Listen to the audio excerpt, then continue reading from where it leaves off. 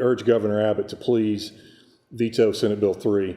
Senate Bill 3 will take away hemp-derived consumables, which is an important alternative modality to the opioids and antidepressants that the VA has been negligent in shoving down our throats for the last 25 years.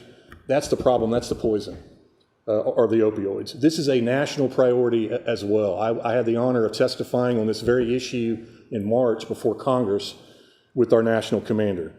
Please don't take something away from us that works. Hemp-derived consumables work. More than 158,000 veterans have committed suicide in the last 25 years. 158,000.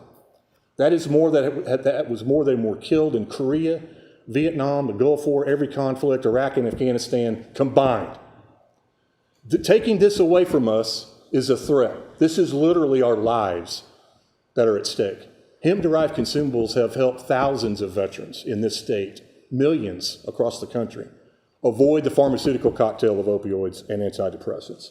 One of those 158,000 suicides happened on April 7th, the day that the hearing in the House State Affairs began on Senate Bill 3, and that was an 18-and-a-half-hour hearing.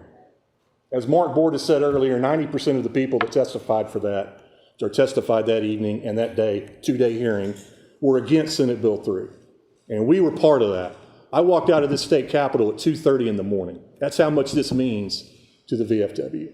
On the same day, April 7th, Mark Miller, a Navy combat veteran, walked onto the grounds of the Audie Murphy VA facility in San Antonio, and he killed himself.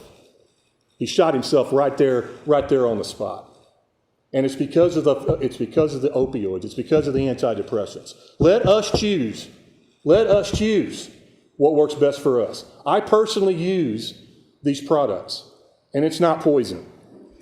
At his press conference last week, which was difficult to watch, which is an understatement, the Lieutenant Governor, that press conference was an embarrassment to the state of Texas. And it was full of lies. And he said, I don't want 20, 30, 40, 50-year-olds getting this. Well, Lieutenant Governor Patrick, I'm 57 years old. I don't need you or anybody in this state to try to say you're taking care of me. Because no one is suggesting outlawing alcohol, pharmaceuticals, or tobacco, are we? Those are the poisons. Hemp-derived consumables are not poison. They are helping us save our lives and helping us to have productive lives.